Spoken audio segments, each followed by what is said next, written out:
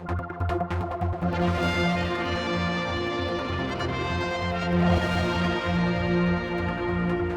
following this morning's Tynwald sitting, I've got the Chief Minister with me. A few things. We are doing this to look back on what happened in Tynwald, so I take the terms and conditions. But obviously, we did start with the Ransom affair. Yeah. You were having to answer some questions. I mean, let's hear from you first. Is there a conspiracy in this? Is the thing still being kept secret from the public? Are you ducking and diving a bit? I mean, you know, the conspiracy theorists are going on this now. Well, no, Paul. I mean, I think, first of all, I think it's very, very important to emphasise that the particular issue that's been questioned at the moment is an appeal over a certain paragraph that the tribunal had produced in terms of the next stage that they wanted to see in terms of evidence from various sources. And that was challenged on a point of principle because effectively the government believed it was asking for confidential legal advice or for a lawyer to breach legal privilege. And the department effectively filed an appeal against that specific paragraph. Now, you have seen the Freedom of Information responses that came out. The bit I've been allowed to see. So well, the bit you've been allowed to see, and you will see that you know, last summer the department was caught in a bit of a quandary, it appears, between different legal advice that they were receiving. They reached out initially really to the Council of Ministers. That was the intention, was to go to the Council of Ministers and ask for some advice, which they're perfectly entitled to do. It was not possible to call the Council of Ministers. I gave my view in response to the queries that were being... You gave your view? Hang on. I gave my view to the Department, and the Department, as a result, and presumably having weighed up all the options in front of them, then launched this appeal. So you're not on the hook at all, then?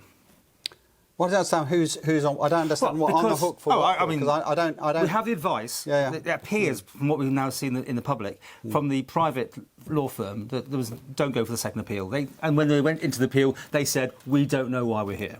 So from that decision, and we also have Mr. Collister's freedom of information that he said it was excellent advice he'd received from the lawyers, which again was not to go for the appeal as we understand it, and yet the appeal went ahead. And that is where we get into the tricky waters about who exactly, because the DHSC are surely in charge of this thing. The minister, who himself in Tynwald this morning said he wasn't in the circulation of your minuting or messaging or whatever you want to call it. He's the minister.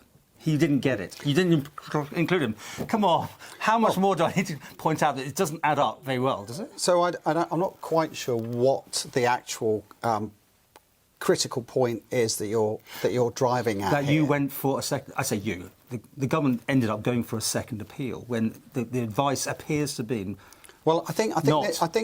So first of all, I think the government was perfectly entitled to challenge this on the basis that there was a real concern that this was going to set down ground rules for future employment tribunals that would mean that potentially the tribunals had access to privileged legal information. And you know, without wishing to get into the technicalities of it, I think it's important that everybody upholds the law and that everybody, whether it's the government or private individuals or corporates, can go and get legal advice and hold that legal advice under privilege and in confidence, because otherwise we're just not going to have a fair justice. So that's the first point. The second point I want to make, Paul, you know, in all this, a lot of what you're saying to me is quite subjective, because I neither know nor do you what exactly has been written down in legal documents, because those documents remain sub judice, or at least according to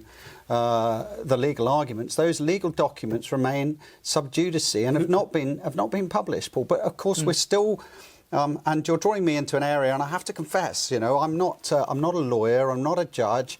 You know, the arguments to what and should and shouldn't be sub judice really are highly technical matters of law, which will, I suppose, inevitably, if there are question marks about what can and can't be released at a later date, then Okay. Somebody will have to answer those. Yes. Right. So we're only really dealing with very partial information at the moment. But under the the request, if the question is who specifically requested that the second hearing the appeal should go ahead on this very technical matter, the clear answer to that is the department, because I do not have the power. As you know, I do not have the power to mandatorily instruct a department or a minister to undertake a certain course of action. The only people who could do that, direct a department, are the Council of Ministers. So, in other words, if a department has an issue in which they may want to seek direction, then Council has that option to do that. Or if there is a concern and the whole of Council or the majority of Council agree, then the Council of Ministers could direct a course of action. In this case, advice was sought, advice was given, and a course of action was followed. We'll probably go around the civil slide, but one more time. The actual minister at the time, it wasn't he was in 5 days in office or something, wasn't he?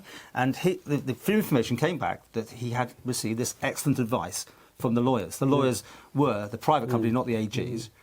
And we assumed, because they went to court and said, we don't know why we're here either, that they weren't going for the appeal. So somebody somewhere overturned their own department's views. So, I mean, that's pretty serious, right?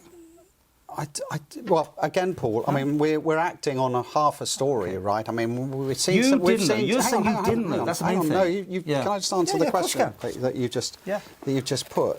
So, we're acting on half a story. I do not know what correspondence took place in detail between the minister and his department and his offices. All that I do know is that we were asked, I was given a paper, or a Council of Ministers was given a paper, which they never saw, by the way, because in the end it was never presented to the Council of Ministers. I read the information that was on that document, and I proceeded to give an opinion back to the department. Did Paul Moulton give a view to you, because that's your legal sort of advice, I suppose, to some degree? Clearly in my role, you get paperwork. It would be She's foolish. Your deputy. It would be foolish of me not to ask some questions and trying to evaluate, particularly when you're coming to legal questions. Did Paul Moulton have an input into that decision? From a ministerial perspective, Jane is Minister for Home Affairs. We also know that she's got a very, very strong legal background, as a qualified lawyer, and it so happened that she was available, and of course I asked her some questions. But I think the critical point here is, Paul, we made a judgment, or we formed a view that was based on advice that was coming, legal advice that was being given to the health department. They were confused or uncertain about a direction. We gave a view, and clearly, ultimately, they decided on a certain direction. Which was the second appeal. And then went for a second appeal about legal privilege, When you got people in that room both saying they don't know why they're there about it. But, again, it doesn't... Well, I think, listen, I mean, once... And we know this whole matter is very delicately poised at the moment, Paul, and I don't want to get dragged into... I understand. And you've answered some questions. Into detail, I appreciate you've done the interview, to be honest, because I didn't think you would at this stage. I mean, We're tiptoeing around things. Listen, once the whole matter is resolved, if there's... We know there's probably lots of issues that not only Tynwald but the public may wish to know and analyse. And listen, I'm absolutely fine with that. Okay. And as I say, I get frustrated. Everybody gets a bit frustrated with sub judice. But I mean, I think actually it's probably wiser to have a bit of patience, to let things run their full course, and then we can all pour over there was much detail and accessibility. You know why everything will be sorted?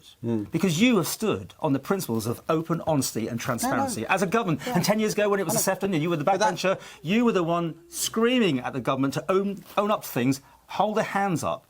So you will do that, will you? Open honesty and transparency. Well, of course. Right, because, well, it's important absolutely. Listen, I mean, I think whoever wants to conduct that in whatever way, I think the important thing is, though, when we go back, almost exactly a year, actually, well, just short of a year, we gave a very strong response to the real concerns that were highlighted in that tribunal. We saw the core findings.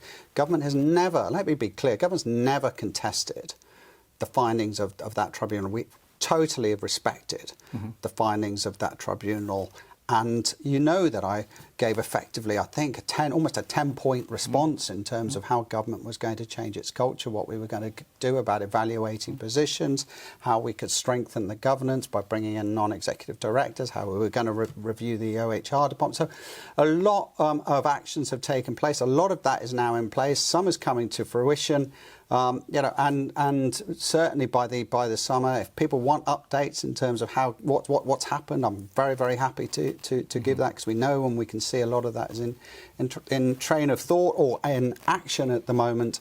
And as far as the detailed specifics of who said what when and what legal advice was given, it will be subject to as much transparency as absolutely possible. This is not going to cost you your job then? I mean, you're not going to be having to fall on your sword or anything like that. I mean, like in previous things, I mean, again, Sefton was with Mr. Shimon, wasn't he? He said if they found the findings and I was in danger or in error, I would fall on my sword. You are absolutely bomb-proof on this, are you? You're Tefloned. You're not involved. I don't think anybody is ever Teflon at all. I mean, you have to respect, the seriousness of the issues that have been raised. I think I've responded to those responsibly. I think council has responded to those responsibly. As I said, we've set out a clear course of action in terms of how and where things needed to change. I hope that we will see the benefits of that. And I think we've got that platform. What's being resolved at the moment, is the settlement figures and the tribunal's final view on matters. And clearly, is there anything else that needs proper investigation or response, then of course I'll give that.